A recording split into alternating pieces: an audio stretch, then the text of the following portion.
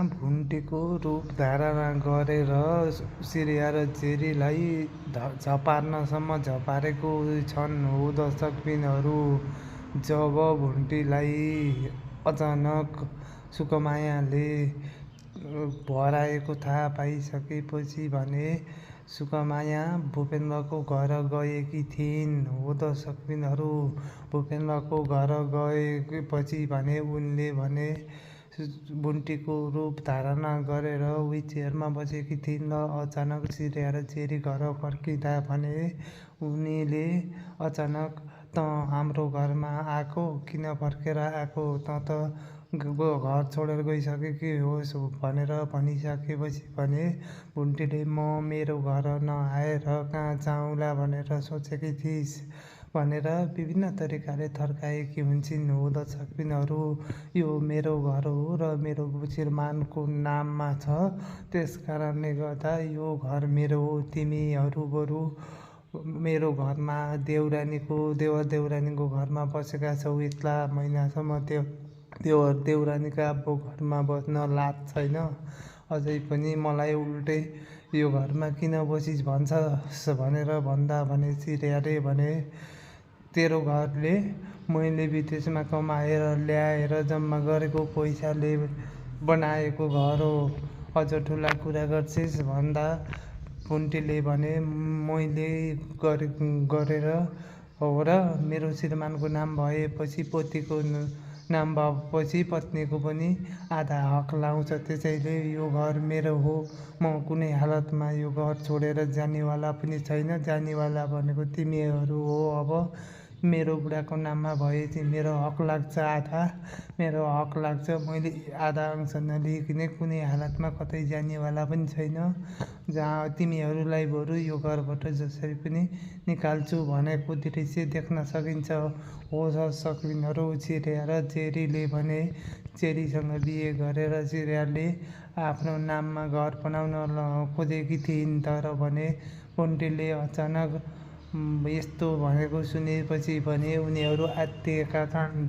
अनि त्यसपछि भुन्टीले "त जाब काम नराख्ने तैँले मलाई यसरी गरिब र माइतीलाई हेपेकी हैनस्, त्यसकारणले यो मेरो घर हो। कुनै हालतमा तिमीहरू यहाँ बस्न लायक छैन, जसरी पनि घरबाट निस्के भनेको दृश्य पनि हामीले देख्न सकिन्छ" भने जेरीलाई "त को केटी होस्? न मालिकको पछि लाएर हिँड्छेस् न के गर्छेस्? किन बेकारमा अरूको घरमा आएर बसेकी होस्? त गइहाल" भनेर विभिन्न तरिकाले थर्काएको दृश्य पनि हामीले देख्न सकिन्छ हो दर्शकबिनहरू।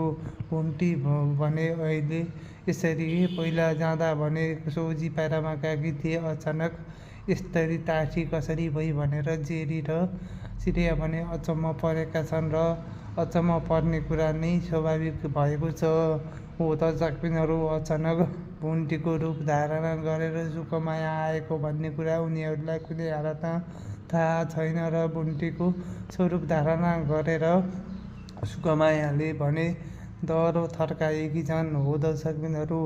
अब कुनै हालतमा म घरबाट निस्किने हैन, तिमीहरू घरबाट निस्किने हो। मेरो श्रीमानको नाममा यो सबै जग्गा जमिन छ, त्यसकारणले योको आधा हक मलाई लाग्छ। बिहा गरेर ल्याइसकेपछि आधा दिनै पर्ने कानुनमै लेखेको छ।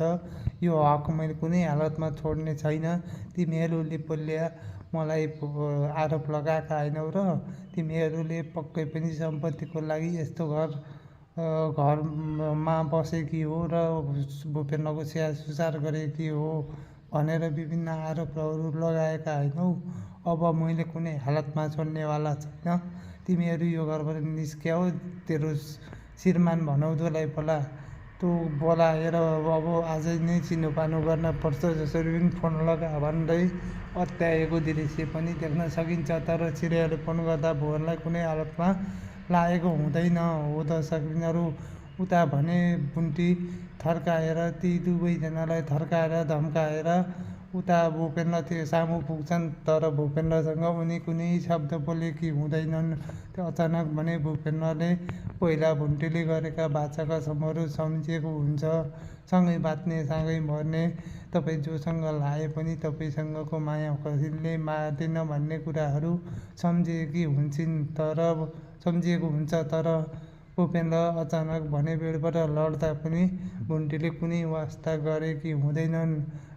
ठुक्क म यस्तै लड्दा पनि अहिले उचालिनस्, पहिला त ऊ एकदम तरिका उठाथे, अरू नाथोसँग लागेपछि मेरो वास्तै छैन है तेरो भन्दा भने भुन्टीले के को वास्ता हो, पहिला मैले यसरी लड्दा कति पटक उठाएँ, त्यहाँभन्दा बढी मलाई लडाउनु भयो तपाईँले, अझ उठाएन भन्छौ। म उठाउन कुनै हालतमा उठाउनेवाला पनि छैन, केही गर्नेवाला पनि छैन। तपाईँको म अब श्रीमती भइसकेपछि अब मैले यो आधा सम्पत्ति पनि लाने हो। अब पहिला भने मलाई कुनै मतलब थिएन, तपाईँलाई माया गर्थेँ, तर त्यति माया पचेन तपाईँहरूलाई। तपाईँको परिवारले एकदम तरिकाले खिल्ली उडाउनु भयो मेरो मायाको। त्यस कारणले अहिले तपाईँले जे सोच्नु भएको थियो नि, अब त्यही गरेर देखाउँछु। तपाईँले जे शङ्का गर्नुभएको थियो नि, त्यही गरेर देखाउँछु। तपाईँहरूको आधा सम्पत्ति नलिकनै म जानेवाला छैन, कुनै हालतमा घर छोड्नेवाला छैन। आधा सम्पत्ति पाउने हक अधिकार हुन्छ मेरो पनि। श्रीमती भइसकेपछि तपाईँको नाममा भएको आधा सम्पत्ति हक लाग्छ। जसरी पनि मैले सम्पत्ति नपाएसम्म यो घर छोड्नेवाला छैन। त्यही छ नि, तपाईँलाई माया गर्ने, टाँसिएर बस्ने, त्यही जेरीले माया गर्छ हो। त्यसैले आएर अब तपाईँलाई उठाउँछे, स्याहार सुसार गर्छे। अब म कुनै हालतमा तपाईँको स्याहार सुसार गर्नेवाला पनि छैन, गर्दा पनि गर्दिन भनेको दृश्य देख्न सकिन्छ। र भूपेन्द्रले थुक्क त पापिनी भनेर विभिन्न तरिकाले गाली गरेको हुन्छ। र भुन्टीले तपाईँले अझै पनि त्यो थुक्क पापिनी भन्ने मुखबाट अझै फुत्किन्छ, अझै पनि बानी गएको छैन।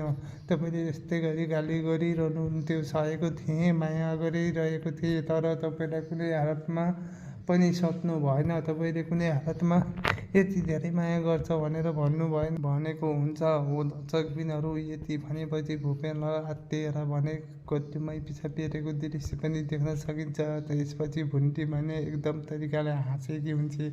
ओहो नि पिसाब पो भन्दै हाँसेर खिचाएकी हुन्छ। ल अब जेरीले त अब त्यही माया गर्न र त्यही टाँसिन मात्रै जानेकी छ, अरू केही जानेकी छैन।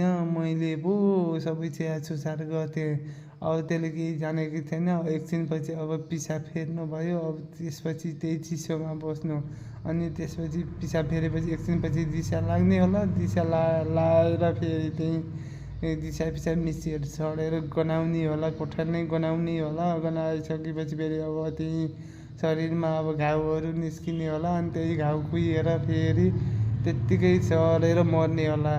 अनि त्यही जेरीले स्याहार्छे, अब कुनै हालतमा स्याहार्छे बिचरा भनेर जिस्क्याएर उस्तै आवाज निकालेर विभिन्न तरिकाले गाली गलौज गरेको पनि दृश्य हामीले देख्न सकिन्छ। हो दर्शकबिनहरू, भुन्टीले भने कुनै अवस्थामा अब वास्ता गर्न छोडेकी छन्। हो दर्शकबिनहरू, जब भने सुकुमायाले यस्तो हरकत गरेकी छन्, भूपेन्द्रलाई पनि भुन्टी नै हो भन्ने विश्वास भएको छ। हो दर्शकबिनहरू, भुन्टीले भने अब सुकुमायाको रूप धारण गरेर भूपेन्द्र र चिरा र जेरीलाई थर्काएकी छन्। हो दर्शकबिनहरू, चिरा र जेरीलाई पनि झपारेर विभिन्न तरिकाले थर्काएकी छन्। र चिरा र जेरीले अचानक कुटपिट गर्न खोज्दा उल्टै उनीहरूले कुटाइ खाएका छन्। अब कुनै हालतमा हामीले सोचे जस्तो भएन, हामीले जे सोचेका थियौँ त्यही उल्टो भयो भनेर अब कुनै हालतमा अब भूपेन्द्रसँग जेरीको बिहे पनि हुने भएन।